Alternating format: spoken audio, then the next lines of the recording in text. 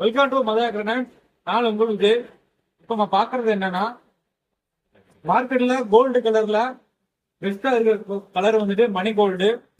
இப்ப அந்த கலர் நம்ம பாத்துக்கிட்டு இருக்கோம். இதோட சைஸ் வந்து நம்மளுக்கு 9 அடிக்கு 3.25 அடி வரும். வீட்டுக்கு கோல்டு போடணும்னு நினைக்கிறவங்களுக்கு இந்த கலர் ரொம்ப பெஸ்டா இருக்கும். இதோட ஸ்கொயர் ஃபீட் வந்து நம்மளுக்கு 95 ரூபா வரும் பர் ஸ்கொயர் ஃபீட்டு.